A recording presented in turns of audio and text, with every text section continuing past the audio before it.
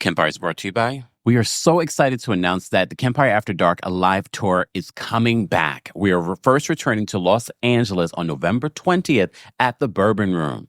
And then we will be in London. Yes, the first international date of the Kempire After Dark live experience is coming to London, of course, because this is where it all began at our first meet and greet. On December 8th, we will be at Neon 194. This live show is presented by our friends over at AEG. So if you haven't gotten your tickets already, what are you waiting for? December is right around the corner. Every Kempire After Dark live experience is so different than the other. So make a trip, or if you live in London, come to the Kempire After Dark live experience. And just announce, Washington, D.C., we're coming back. We're coming back. Yes, we're coming back to Union Stage, Washington, D.C. Come out. Get your tickets are now available. Let's sell out all 3 shows for 2024 and the early part of 2025. We'll be in D.C. on January 24th. More information on all tour dates will be available in the description. I'll see you guys soon. You're listening to Kempire here on the Kempire Radio Network. So as you guys know, I normally do not talk about politics on our YouTube channel or our media platforms. But as you already know, anytime that there's a presidential election, it is the most important pop culture news story that there is. So on election night, we held a live stream on YouTube exclusively where we were live for like almost 5 hours. But I have to say, as a community, we really held each other down. And it was really a positive and safe space, no matter what side of the political party that you're on. And this podcast exclusive, because I won't be putting out a video on this will be exclusively for the podcast. And this is why it's important to be subscribed, because we do special episodes like this, along with adding special content to some of the episodes that you watch on YouTube. But I also wanted just to talk freely, because sometimes when you do videos and you have to edit them and it's all this. No, I just wanted to speak from my heart. So when I woke up the day after the election, I too I'm not going to sit here and act as if, I didn't have any anxiety about it, because I thought about it and I was just like, oh my gosh, I can't believe she didn't win. But I'll be honest with you, I knew that this race between Kamala Harris and Donald Trump would be close, because I think for a very long time, and we saw this with the first time that Trump was elected, that people, even within the Democratic Party, were not happy with the Democratic Party. Bernie Sanders came out with his own statement on the election, and he slammed the Democrats. And some people were like, why are you saying this now? But no, Bernie has been saying this even before he ran for president. And the last time we even saw a surgence or an inspiration behind someone since Obama was Bernie Sanders. Since Bernie Sanders, there hasn't been a candidate that has inspired people around the entire country and around the world as much as Bernie Sanders. However, within politics, there are politics. And because Bernie generally is an independent, but ran as a Democrat, a lot of people said that he was not supported within the Democratic Party. Well, he had his own statement. I want to read his statement. So Bernie said this in a statement in regards to the election. He says, "It should come as no great surprise that a Democratic Party which has abandoned working class people would find that the working class has abandoned them. First, it was the white working class, and now it is Latino and Black workers as well." Correction. There was this whole narrative out there that Black men voted in droves for Trump this time around. If you look at the statistical numbers, Black men didn't. Black men and Black women voted the same way that they did the last election. He says, while the Democratic leadership defends the status quo, the American people are angry and want change. And they're right. Today, while the very rich are doing phenomenally well, 60% of Americans live paycheck to paycheck, and we have more income and wealth inequality than ever before. Unbelievably, real inflation accounted for, weekly wages for the average American worker are equally lower than they were 50 years ago. Today, despite an explosion in technology and worker productivity, many young people will have a worse standard of living than their parents. And many of them worry that the artificial intelligence and robotics will make a bad situation even worse. Today, despite spending far more per capita than any country, or any other countries. We remain the only wealthy nation not to guarantee health care to all as a human right, and we pay by far the highest prices in the world for prescription drugs. We alone, among major countries, cannot even guarantee paid family and medical leave. Today, despite strong opposition from a majority of Americans, we continue to spend billions funding the extremist Netanyahu government's all-out war against the Palestinian people, which has led to the horrific humanitarian disaster of mass malnutrition and the starvation of thousands of children. Will the big money interests and well-paid consultants who control the Democratic Party learn any real lessons from this disastrous campaign? Will they understand the pain and the political alienation that tens of millions of Americans are experiencing? Do they have any ideas as to how we can take on increasingly powerful oligarchy, which has so much economic and political power? Probably not. In the coming weeks and months, those of us concerned about grassroots democracy and economic justice need to have some very serious political discussions. Stay tuned. Some say, though, Bernie Sanders was too far left and he would have never won in America. And that's part of the reason why people voted for Trump. One of the resounding things that I recall after Trump's first win was that people took for granted that middle America are dissatisfied. They're not happy. They felt like Trump was listening to them. And now, after this second loss to Trump, Democrats and people and experts are saying the same thing.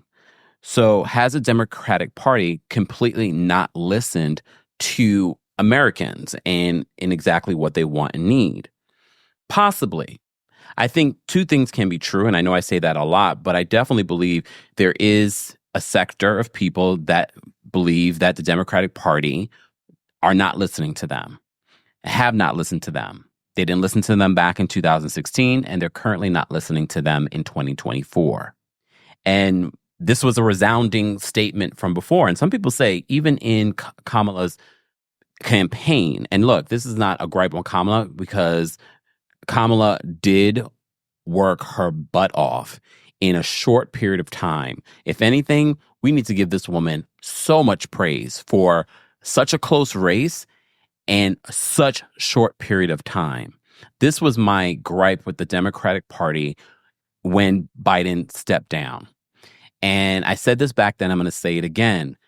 Everyone in the Democratic Party, including Kamala, praised Biden for making such a selfless decision. And I said, selfless? He's given this next person, this next candidate, 2 to 3 months to campaign after Biden and Trump had been campaigning for the last 3 years for this moment. And you've given this woman, which we already saw that America has a hard time putting a woman in a position of power. We saw it with Hillary Clinton. And honestly, when I look at these elections, I look at these elections like a job interview. Who is the best qualified candidate based off of their resumes, based off what they've said in the interview, meaning the debates, the rallies, the interviews. And honestly, if we were just to base it off of that, Trump would not see a second interview. Let's be honest. It doesn't matter what political party you are affiliated with. And I know people automatically think, oh, Kempire, you're black and gay, so of course you're going to automatically defend the Democrats. No, as we've seen in some of these parties that are out there, individuals that are voting against their own individual interests when you really think about it. But I'm also able, because, I love to twerk on a fence, as I like to say, but I can see when the Democratic Party is wrong. And they were wrong from the beginning. They knew that Biden did not have a chance against Trump. And I'm not talking this election. I'm talking about the last election. And yes, the last election, I think people were just dissatisfied and they were very comfortable with a white man coming in, meaning Joe Biden, rather than anyone else. And did he win by a landslide? Some people will say yes. Not really. When you look at the numbers, this country, even in that election, was very split. In this election, the country is still very much split. This wasn't necessarily a landslide, no matter what people might say. Yes, the Electoral College, he won here or there, but they weren't huge wins unless they were typically red states. the country is still very much divided when it comes to who they want as a leader. And a lot of people say we don't really have great choices. But then I go back to, well, if we were going by people's resume, Hillary Clinton, overly qualified. Kamala Harris, overly qualified. Even people within Donald Trump's cabinet administration came out against him in this election. Even other Republicans came out against Donald Trump in this election. So how did he win? Because a lot of people always go by the polls. And that's one thing I've learned over the last 10, 15 years. You cannot go by the polls. Because no matter what people will say in front of your face, we don't know what people are doing in that booth. And the most important lesson that the Democrats were supposed to learn back in 2016 was that middle America felt like you weren't hearing them. So we had this situation where Joe Biden decides to drop out of the race at very last minute, giving Kamala Harris a couple of months to really put together a campaign and policies and an administration. And she did it. She did it. And she ran an impressive campaign for only having 2 months. The power of a Black woman. And yes, she is a Black woman. And it's propaganda like that always was so interesting because somehow that was to take away credibility from her resume. I don't understand that. But I'm not saying that you had to vote for Kamala Harris. So a lot of people are also reacting to how Latino voters voted in this election. And some people say, you're voting against your own self-interest. He's going to deport you. I need to remind you guys, whoever's voting cannot be deported because they are citizens. Again, misinformation that's out there on both sides. However, the difference here that I see people, especially when Black people speak out about this, why Black people feel the way that they do in regards to how people of color voted in droves for Donald Trump. White women, again, in this election, voted in droves for Donald Trump. Some people say the Democrats focus way too much on abortion, focus way too much on Donald Trump instead of their policies. I will say this. We had a concept, quote, of a policy from Donald Trump. So when people I know some people are going to listen to this and like, okay, so what side are you on? I'm not on anyone's because I do believe that some people feel the way that I feel. The Democrats aren't great. The Republicans aren't great. However, elections matter. And what we saw in this election, we will feel for the next few decades. And there's a lot of misinformation. You would think with social media, there'd be a lot of actual knowledge. And there is, if you actually do your homework and you do your research. And that's why I never told people to vote for Kamala or vote for Donald Trump. I never did that because at the end of the day, just because Beyonce tells you to go register to vote, or Taylor Swift tells you to go register to vote, we just saw in this election, Kamala had every powerful person in the world endorse her. And that still did not help her win by a landslide. It didn't even help her win, period. Not even close. So doing your own research is important. Not basing your decision on because of someone's popularity. And some people say that is another reason why Democrats lost this election. They were a part of the celebrity. Middle America cannot relate to a Beyonce or a Taylor Swift. They're not living their everyday life. And this is exactly what Bernie Sanders was saying in his statement. Although this podcast may sound like it's a slamming of the Democratic Party, it's not necessarily, or a slamming of Kamala Harris. No, Kamala Harris did what she needed to do. She did what every Black woman continues to do for our community, for our people of other color. And I also see conversations on how people say, just because they voted for Donald Trump doesn't make them racist or whatever it may be, or, whatever the polarizing issue might be. Here's the thing why I'm going to speak for Black people and why Black people feel the way they do, especially Black women. I can't really speak for Black women, but I'm going to try, okay? Because, Black women, I grew up with Black women, sisters that are Black women, a mother that's a Black woman. All of you within our community, a good majority of you are Black women. Black women always show up for everyone, no matter what. And I know some people say, people voted for their self-interest. The reason why Black women, Black people feel betrayed in these elections is because no matter how many times they decide to show up for everyone that is being marginalized, no one shows up for them and what might be good for them. So I see a lot of people in the comment section saying, this is why we need to focus on our own self-interest. And honestly, the magic of what makes our community so beautiful is the fact that we do show up for people no matter what. And I honestly don't want that to change. But on some level, there has to be a balance.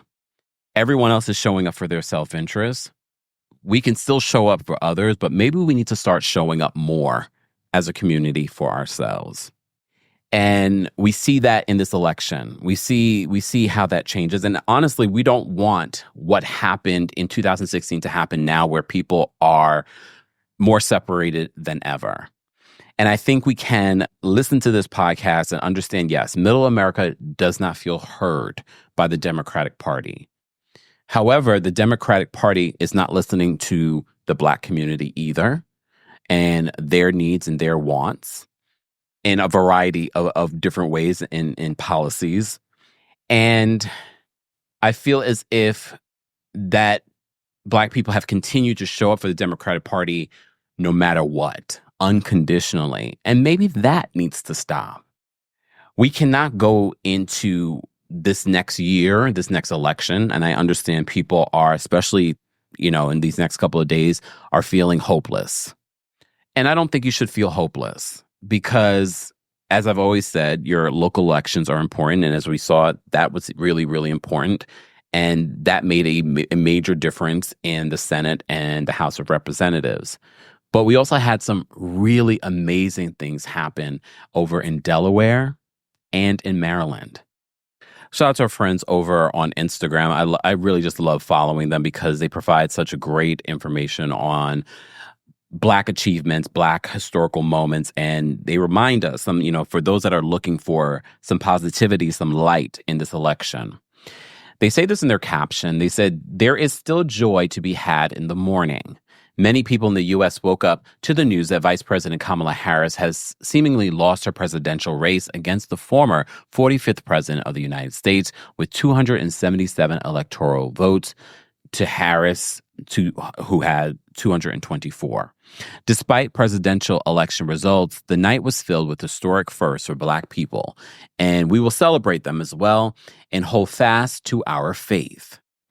So first, I want to say congratulations to Monroe Nichols, makes history as the first Black mayor in the history of Tulsa, Oklahoma. Come on. It's amazing, especially if you know anything about Oklahoma, okay? Congratulations to Angela Alsobrooks, who makes history as the first Black person, not just first Black woman, first Black person elected to the United States Senate in Maryland. Congratulations. And Lisa Blunt Rochester makes history as the first Black person and the first woman. Okay, not just first Black woman or first Black person. She's the first Black person and first woman elected to the U.S. Senate in Delaware. Because of them, reminds us, it says, together, Alsobrooks and Rochester's historic elections mark the first time in American history that two Black women will simultaneously serve in the U.S. Senate. And I know some of you are like, what? Yes. Even in this 2024, we are making milestones like this one.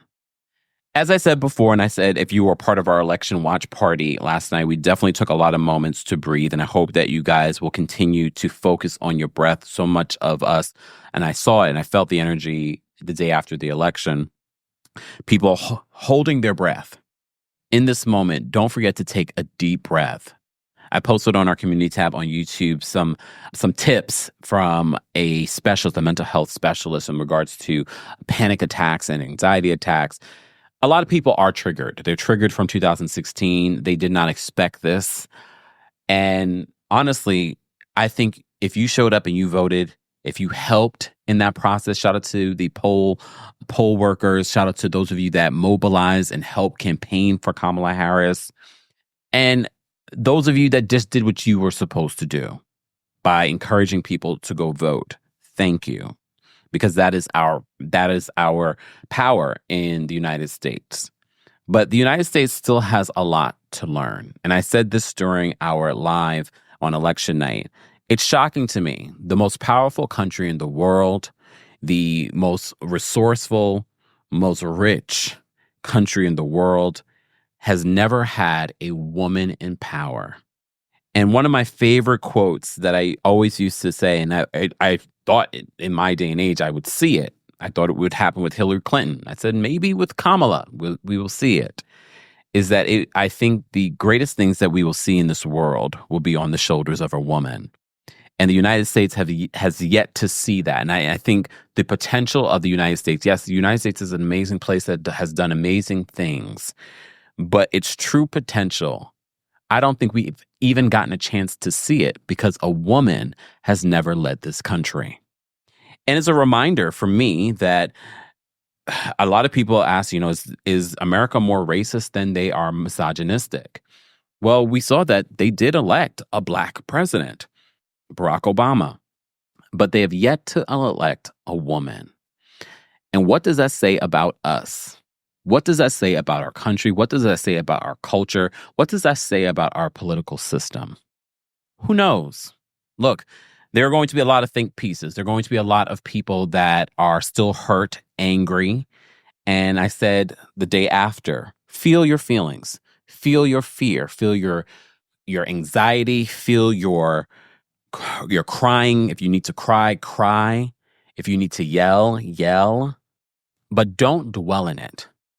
As someone that is very you hold your feelings in. However, no, allow your feelings to be had. Allow them. And if it takes more than a day or two or a week or so, fine. But one of the things that I said during the election night watch party, and someone reminded me in the post that I posted on the day after, they said, Kempire, you said during the watch party that we've seen this election before. We've been through something like this. So we know that we can make it through something like this. We did it back in 2016. But if you go even further back, this country, this world has gone through some of the most tumultuous times in our history, and we've made it through. In my lifetime alone, I have seen natural disasters, a pandemic. We've seen these elections. We've seen someone like Donald Trump be elected to office.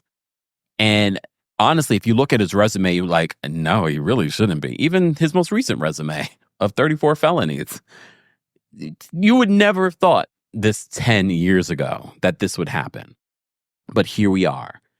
And I honestly believe, and when it comes to climate change, the weather, the natural disasters that we're having, when it comes to our political systems, not just here, but around the world, I do believe balance always comes. We saw it happen with COVID-19 and how we were all at home and all of a sudden, the world found balance. The environment found balance. I believe our political system will find balance. There is nothing that you or I can do outside of voting and being diligent in that way. But balance is always found, no matter what. I had that my own personal experience recently because you guys know I work a lot. And the resounding message that I felt physically and mentally was balance. You must find balance. The symbols were there. The signs were there. So balance always finds its place because balance has to be there. And I truly believe that balance will be found in our political systems. I think balance will be found in climate change, no matter how many people want to deny it. As I sit in 80-degree weather recording this podcast episode in November No matter what, I know it's disheartening sometimes when you see, like, how did this happen? How can people not see? Well, it's a part of the bigger plan. And the bigger plan is for you to be the change that you want to see in the world. You have a choice. You can be angry, you can be sad, or you can be angry and sad for this moment. But tomorrow, choose to be the change that you want to see in the world. I know it's cliche as it sounds, but it's the most powerful message that we can give to the future. People have died this week. Prince's sister died this week. Quincy Jones died this week. They've seen a lot in their lifespan. Quincy Jones specifically, 91 years on Earth. He's seen a lot, from natural disasters to presidencies, assassinations, just all kinds of things within the music and entertainment world. Achieved a lot, broke down glass ceilings for other people to be doing what they're able to do today. And I always tell you guys, when we lose someone, it's a reminder to the living to live more fully. So in this time where you're feeling upset about an election, understand that you're still here. So change is still possible. You can still enjoy your life. Yes, there are things that need to be worked on and we need to be diligent about. We need to make sure that we're voting properly. But still, you have to be happy, because happiness is truly a choice. And I think some people think about that and like, you're right. I can choose to be happy. I know everything could be falling apart. I lost my job. I lost my boo. We lost this election. And some of you are going through all of that at once right now. But for those of you that aren't, well, that's something for you to be grateful for. You're like, you know what, Kemper? I didn't lose my boo. I actually have a boo right now. Or I'm dating someone that I'm really interested in. Or you know what? I just got this job. Or I just found out I'm pregnant. Or I just gave birth. Balance is always found. Happiness is always found. Both can be your choice today. Kamala Harris gave a fabulous speech at her alma mater, Howard University, conceding to this election. And I know there are a lot of people, some people are like, Biden should step down and just make her president. If only it was that easy. The Democrats are not going to do that. Would Donald Trump have done something like that? Maybe. Not maybe, probably. But in our wishful thinking, but would that go against what we've always said in regards to following a full democratic system? Should Biden have dropped out a long time ago so that we could have had a proper democratic primary? Yeah. Would that have meant Kamala Harris wouldn't be able to in this moment show us like, oh, she's made for this. She's built for this. Who knows? But it's not over. We are still here. We are still breathing. And as I said, Kamala gave a fabulous speech that pretty much summed up, I think, the best way for Americans to move forward in this election. Thank you. Thank you. So let me say, and I love you back. And I love you back. So let me say, my heart is full today. My heart is full today, full of gratitude for the trust you have placed in me, full of love for our country, and full of resolve. The outcome of this election is not what we wanted, not what we fought for, not what we voted for. But hear me when I say, the light of America's promise will always burn bright. As long as we never give up and as long as we keep fighting.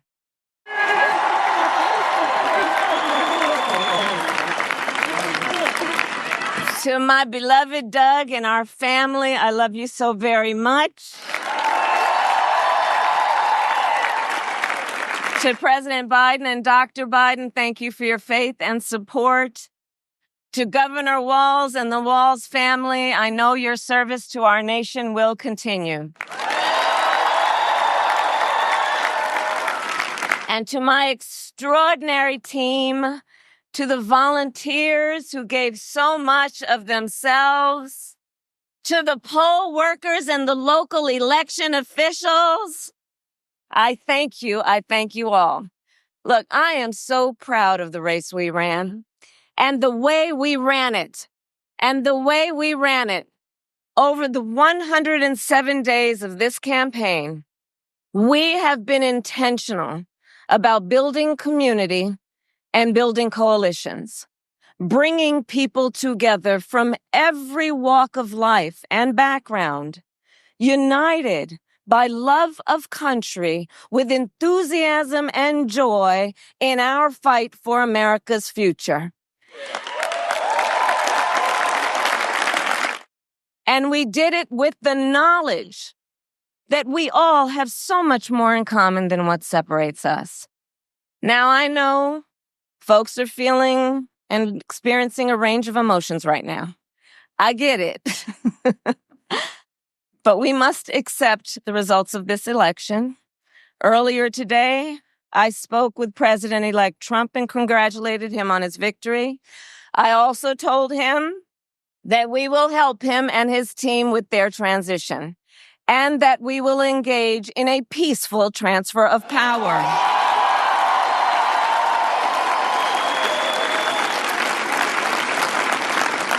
A fundamental principle of American democracy is that when we lose an election, we accept the results. That principle, as much as any other, distinguishes democracy from monarchy or tyranny, and anyone who seeks the public trust must honor it. At the same time, in our nation, we owe loyalty not to a president or a party, but to the Constitution of the United States.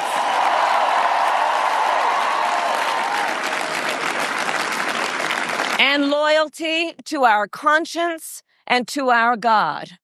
My allegiance to all three is why I am here to say, while I concede this election, I do not concede the fight that fueled this campaign.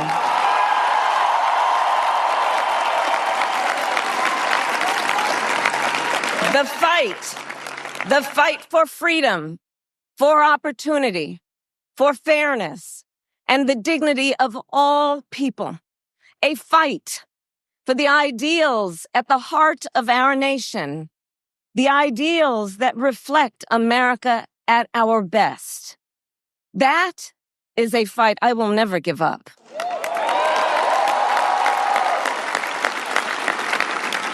I will never give up the fight for a future where Americans can pursue their dreams, ambitions, and aspirations, where the women of America have the freedom to make decisions about their own body and not have their government telling them what to do.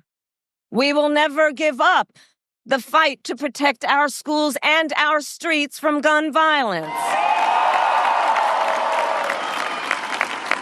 And America, we will never give up the fight for our democracy, for the rule of law, for equal justice, and for the sacred idea that every one of us, no matter who we are or where we start out, has certain fundamental rights and freedoms that must be respected and upheld.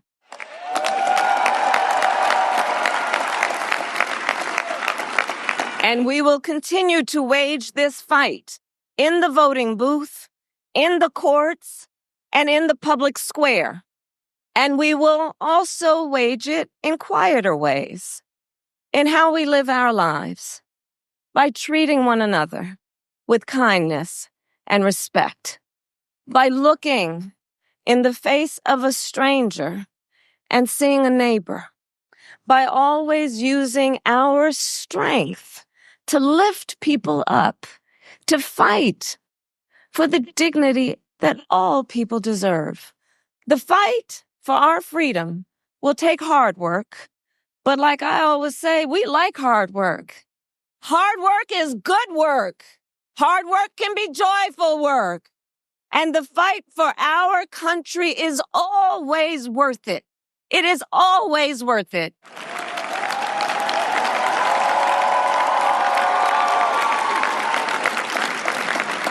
To the young people who are watching, I love you.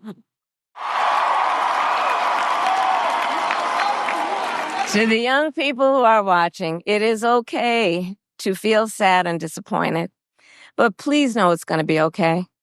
On the campaign, I would often say, when we fight, we win. But here's the thing. Sometimes the fight takes a while.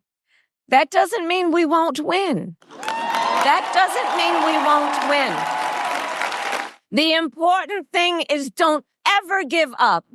Don't ever stop trying to make the world a better place. You have power.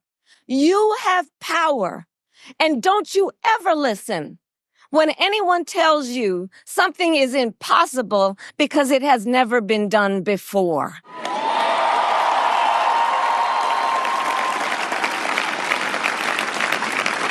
You have the capacity to do extraordinary good in the world. And so to everyone who is watching, do not despair. This is not a time to throw up our hands. This is a time to roll up our sleeves.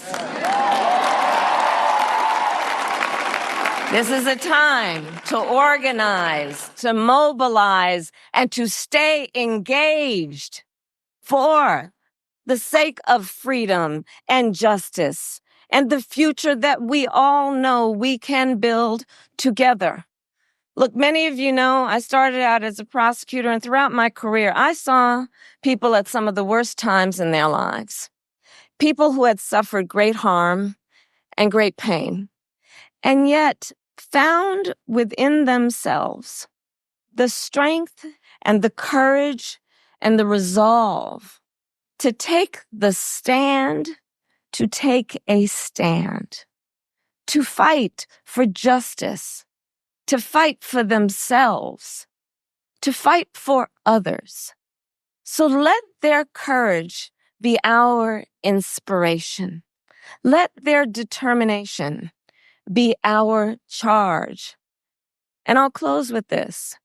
There's an adage an historian once called a law of history, true of every society across the ages. The adage is, only when it is dark enough can you see the stars.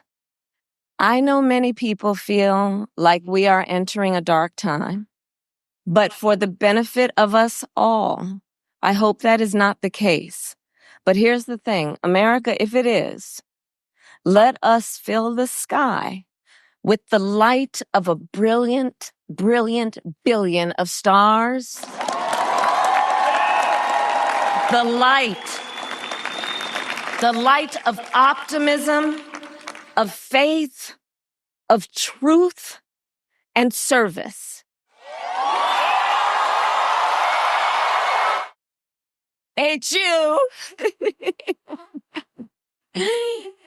And may that work guide us, even in the face of setbacks, toward the extraordinary promise of the United States of America. I thank you all. May God bless you, and may God bless the United States of America. I thank you all. Thank you. And we thank you, Kamala Harris, for your tireless work. I mean, look, as I said before, I feel like Kamala did a lot in a short period of time. And this was a very close election. It definitely was. And I think this is a learning opportunity for us all, but more specifically for the Democratic Party, because I feel like it's deja vu, where people are saying the reason why they lost the election again is because they're not listening to middle America. First, it was the white men and the white women that voted in droves for Donald Trump, and they did it again this time. But also what we saw was an increase when it comes to the Latino vote. Whatever it might be, at the end of the day, you get to choose your happy. And I hope after listening to this podcast, you will choose to be happy, because no matter what an election does, yes, there are ramifications for this election that will affect the economy, that will affect healthcare, that will affect a lot of things. But again, you get to choose to be happy. And remember, you've been through a Donald Trump presidency. And although it was shaky, and we still feel the ramifications of that, but we still have continued to find our happy in each other, in ourselves, in our children, in our relationships, in our friendships. So I hope you guys will continue to choose happy, because when you choose happy, it creates more happy in the world. I know it doesn't feel like that, but it does. It's science.